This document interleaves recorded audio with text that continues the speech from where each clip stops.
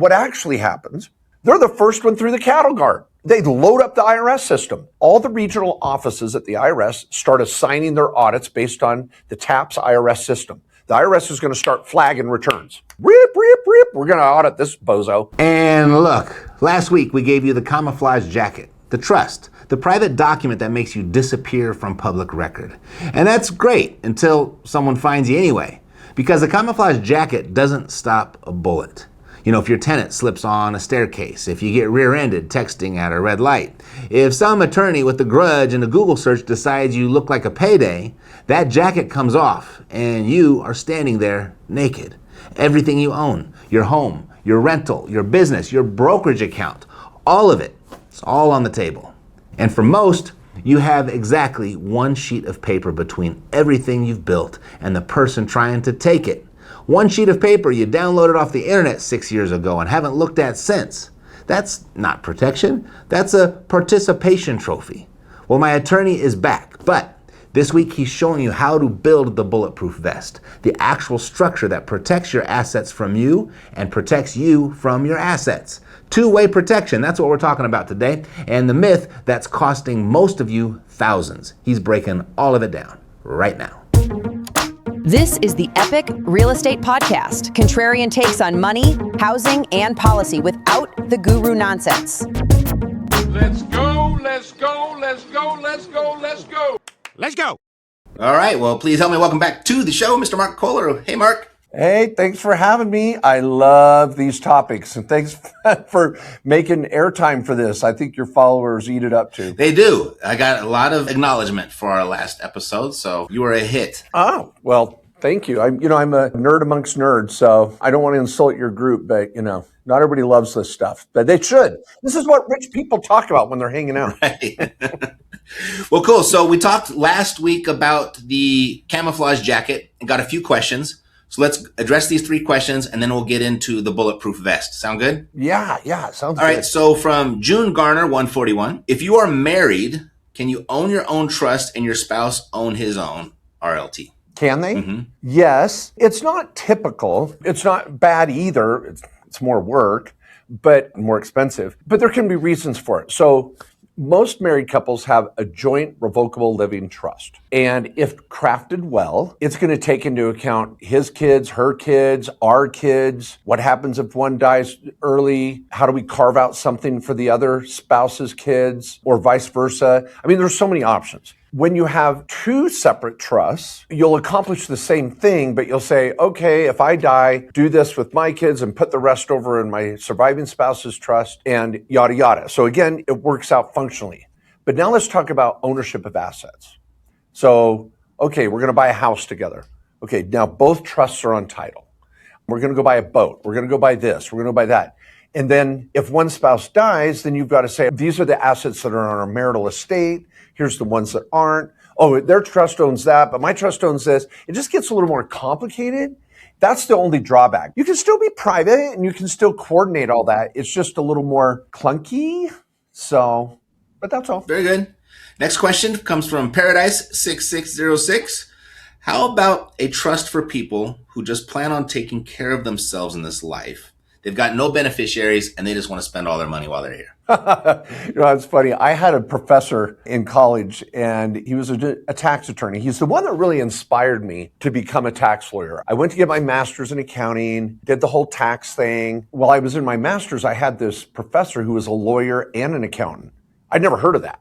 And I was like, oh my gosh, do everything a lawyer can, everything an accountant can do. And you're like 1 out of 100. You're like this spotted white leopard, And they do. Like tax lawyers are in the top 5-10% of, I guess, revenue earning lawyers out there. You could put on the other end, criminal public defender, but watch Law and Order. But anyway, he was so funny. He would used to say, I'm going to die and right before they close the coffin, I'm going to flip out my last quarter. Yes, that'd be nice, but we don't have this crystal ball of when our time is up. I want to say one of your biggest stresses you're going to have in life, and maybe you're not there yet, maybe you are, is will I have enough?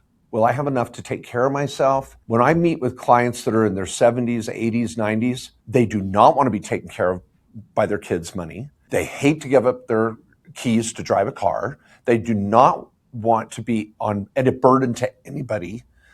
And it is very, very scary. So what people do in their 60s and early 70s is they start to feel this and see it. I'm 57. I mean, I even myself, I'm like, I want to make sure I have enough, right? And so what you do is you try to create, you try to build, you try to create this nest egg because you don't know when your time's going to be up. So I would challenge you the thought that you're going to just spend all this money and perfectly, flip the quarter out of your coffin at the funeral. You've got to have a contingency plan. Now it could be a charity. You can say, I want to create a charity. I want to leave all my money to this charity. Okay, well, you could actually even have the charity created upon your death. You could say, I want a pool of money for nieces, nephews, grandkids, but not grandkids, but you said you have, but you can get super creative. So you still want that trust. I would encourage you to have it because if you have dementia or Alzheimer's, you need someone to manage your money while you're maybe not all there capacity wise. So I get your point, but I don't know how realistic it is. Got it. Sorry. Okay. Last question. Chris Allen, 3741. Do you have to own your home and have a business? Asking about the eligibility and prerequisites for a trust. Do you have to own a home or have a business as a prerequisite to have a trust? Yep. That's what I've pieced together here. I'm pretty sure that's what it is. Okay. All right. Great question. By the way, I'm loving these questions. I was telling Matt I'm on a time constraint, but I always get sucked into this emotionally because I just love my followers and your people. And this is so good. The answer is no. You don't have to have a house or have a business or investment property to still need a trust. And I'll give you a few simple scenarios where maybe you could avoid it. But let's say you've got a big 401k. You've got a big life insurance policy. Down the road, you inherit something from your grandma or your parents. Any asset at all. And just like the last question we addressed, you're going to have assets that you're hopefully relying on to live upon in your latter years. And where do those go? And who's going to manage them if you don't have the wherewithal or skill? And then again, this privacy topic, which was the whole theory of our conversation last week, is that you may want this trust with an innocuous name to own your different assets, to be on title. JJ Luna, I love his book, How to Disappear. He says, if you want real privacy, when you go to town into a new move or go to a new place and hit reset, you don't want your name on the lease. You don't want your name on the utility bills. You don't want your name on title to your vehicle. So when the cops run the plates, your name pops up. You can have a trust be on title to your vehicle. You can have a trust on the lease agreement. What is your footprint? And so it doesn't mean you have to have real estate or a big ass business to want a smaller footprint when someone Googles your name. And trusts don't have to be expensive either, everybody. I just want to, our average trust for a client is $2,500. And that includes wills and powers of attorney. You're talking to a real lawyer. You get it tailored to you. So some of you might have this feeling like, oh, it's $5-10 grand or something. No, you can update it for under $500 if you need to adjust it in 5 years or whatever. So I think some of you might find the benefit far greater than the cost as you start to go through. Okay, perfect. All right, so that's a good transition into our subject for today. A lot of people were like, what's this bulletproof vest thing? Sounds so exciting. And so I sorted all the questions, and this came from the month's worth of inquiries. Really, that kind of boiled down to the difference between the questions had to do with either privacy, protection, or the IRS when it comes down to an LLC. And that's what we're talking about with regard to the bulletproof vest. So how do you want to tackle that? The IRS is going to be the most difficult or maybe the less sexy. I don't know how an LLC off the cuff is going to help us tax-wise. They normally don't. There's other structures we could definitely talk about. And I'd love a conversation about tax planning, especially with April 15th around the corner. But let's talk about that protection and the bulletproof vest and the LLC. What's going on here? An LLC, just at its basic level, everyone, this is so important, has one of two benefits. Either it's protecting an asset from you. So you're living wild and crazy, fast cars, fast women, men, whatever. You're texting and driving. You've got teenage drivers. You're a plastic surgeon. You run a bungee jumping school. You've got risk in your life. Well, an LLC can help create a veil of privacy, think camouflage jacket, and protection, think bulletproof vest, and protect the asset from you. And that's first option. We want to protect an asset from you. The other benefit of an LLC is the flip side. We want to protect you from an operation, a business. So you've got a rental property, a low-income housing fourplex. You've got a business like bungee jumping or parachuting. I mean, I don't know what's contractor, whatever. But you've got a risky business that could create liability where they could get at your home, garnish wages, go after all of your assets. So you want to put an LLC on top of that business to protect you and your personal assets. In most client structures, we're going to do both. We're going to look at assets, try to shield them, and we're going to look at your liabilities and try to shield you from them. And that's where the LLC comes into play. Got it. It's that best. You know, you opened this up with something that I was going to interrupt you, but I just let you go. But now I want some clarification on it. When it comes to the IRS, I thought this was part of the whole tax strategy using an LLC. And no? Oh, yeah. Well, huge myth out there. Okay. Everybody's like, "Oh, you need to save taxes. Form an LLC." For what? What? LLC doesn't save taxes. Think about it this way. Well, Mark, it's been a long time since you and I have been around each other, at least a decade, right? Yeah. Has something changed? Because that was kind of the big thing, 15 years ago when you were teaching this was, I think it was dodging the self-employment tax, right? Well, okay. This is good. By the way, I didn't mean to sound offensive to you. I was just saying in general. I am really offended. What? Tell me, No. Okay. Let's talk about self-employment tax. And I'll give some examples here. That's an S corporation. Now, if you have an LLC and make an S election, you don't have an LLC anymore, people. You have an S corp. So don't say, "Oh, I formed an LLC to save taxes." I'll go, "Really? What?" And then I start to ask them questions where a half hour in, they go, "Oh, well, I made an S election." Well, then you effing don't have an LLC anymore. You have an S corp. And yes, S corporations save taxes. And yes, you can convert an LLC to an S corp. But now you don't have an LLC anymore in the eyes of the IRS. But let's do an example. Let's say I'll do two: operational business and investment. You're going to start a lemonade stand. You're going to go out and you're freaking going to go to Country Time Lemonade School. You're going to set up a whole operation, buy a building, sell lemonade on the corner, go start buying ice, cups, whatever, signage, and start your lemonade stand. Do I need an LLC to do that? No. I can open up a lemonade stand tomorrow. And do I get to not write off my lemonade and my ice and my cups and signs if I don't have an LLC? No. You still get to write off all your expenses, your labor, whatever. You're a sole proprietorship.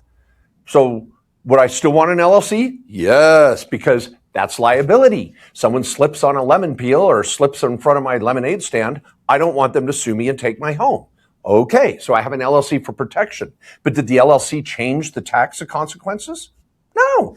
Still have income, I still have write-offs at the end. Now, if I start to make so much with that lemonade stand, let's start talking 40 grand a year, 50 grand a year, 5-6 grand a month.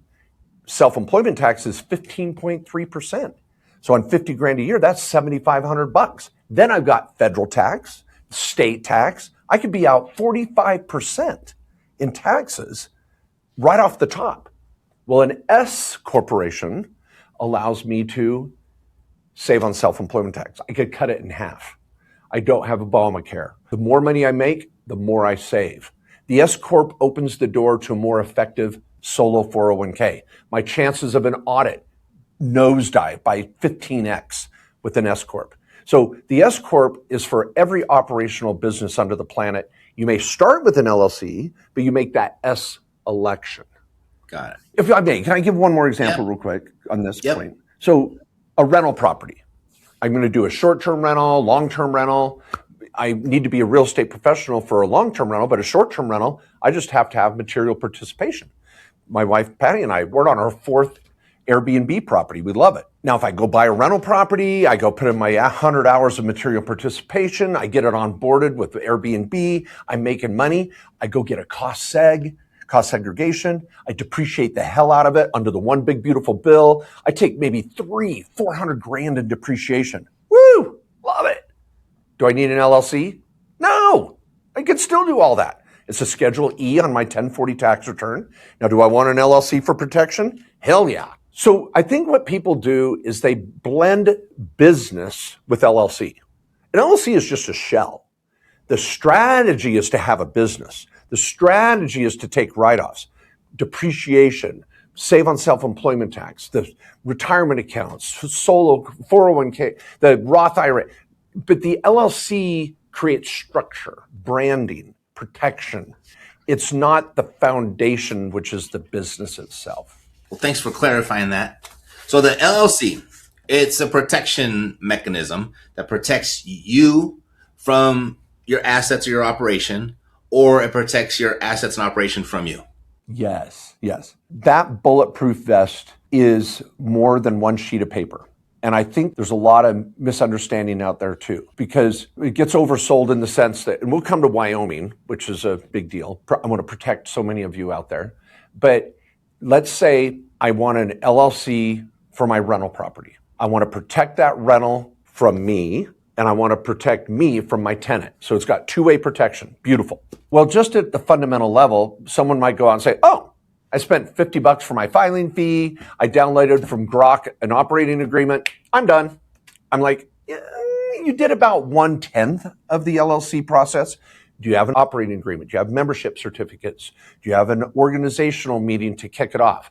Did you open a bank account? Do you have a tax ID number? Is the lease agreement in the name of the LLC? Are you collecting rent in the name of the LLC? Is the LLC on title? Don't worry about the due on sale clause with mortgages. Mortgage companies do not care. They want you to have the asset protection.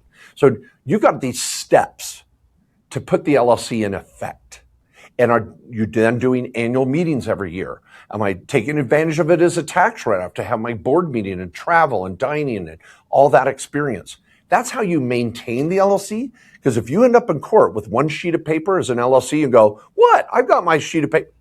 Your LLC is toast. You're now on the hook. So the big reminder here is that the LLC filing is just the start of that process. And it's not a big deal. It doesn't cost a ton, but you got to maintain the LLC or it isn't worth the paper it's written on. Got it. All right. So if you have any questions, go ahead and put them down below in the comments and we'll answer them the next time that Mark comes on, which will probably be next week or shortly thereafter. And then, but if you know you want to move forward and you just, hey, I've got to get some personal questions, get my personal situation addressed, and you just want to take advantage of Mark's free discovery call, you can go to protectwhatsmine.com. And there's a little calendar there. Just pick a time that's convenient for you to hop on the phone and then get your questions answered. Then you can make the decision, yes or no, and that's how it works. All right, really simple. Mark, what did I not ask that I should have? Well, thank you for having me. And well, I alluded to it, this Wyoming thing. A lot of social media influencers use scare tactics and, oh, everybody does Wyoming, you got to do Wyoming. When I came 10 years ago, when you and I knew each other, really did business heavy and everything, it was like Nevada. You got to have a Nevada LLC, right? All that crap. Wyoming's the next flavor of the month. What's going on there is it's not that Wyoming's bad by any means. An additional cost, an additional structure that most investors and small business owners don't need. They get oversold. Now, how? What's going on? Let's say I have a rental property in Arizona. I need an LLC, at the very least, registered in Arizona. I got to take title, got to open the bank account, set up the lease agreement, blah, blah, blah, all that stuff I talked about. At the most affordable level, I'm going to open up an LLC in Arizona, owned by my trust, and then I'm going to register it in Arizona, and then I'm going to transfer the title, and I'm off to the races. Now, from a asset protection standpoint, I nailed it. Anything goes wrong, I'm protected. But a couple things. Privacy. In Arizona, I have to list publicly anybody that owns it more than 20%. I have to list the manager on public record. And in Arizona, if I get in a car accident, texting and driving, and someone sues me personally, they can get in my LLC and take my rental. And you're like, whoa, Mark, I thought we just talked about this. We want that LLC to protect the rental from me. I'm like, yeah. In about 30 states, that doesn't work that way. It only protects you from your tenant. It doesn't protect the property from you. Oh, so if I'm in one of these states where I don't get two-way protection, I got to do another layer? Yes, but it's not in all states. And some people don't care about the privacy. But what do these influencers do? They all sell everybody Wyoming. And then we're sitting back at the law firm, having to unwind it, save them some money moving forward. What the strategy would be, if you do want that protection and privacy, is we would set up a Wyoming LLC that would own your Arizona LLC. And it would also be the manager of that LLC. Now, when I set up an entity in Wyoming, we are your incorporator. No one knows the manager. No one knows who the owner is. Now you're paying us to be your registered agent. We're going to be your address. We're going to be your name. So you got to set up the Wyoming LLC, and then probably around $400 to $500 a year to provide that additional camouflage. That camouflage jacket comes with a price. Now we've got a two-way protected entity. So we've got a bulletproof jacket on the property and a bulletproof jacket on you, and you're paying extra to have that camouflage jacket on you. Now, for some people, they're like, great, sign me up. I'll spend the extra $1,500-ish and $500 a year-ish to do that.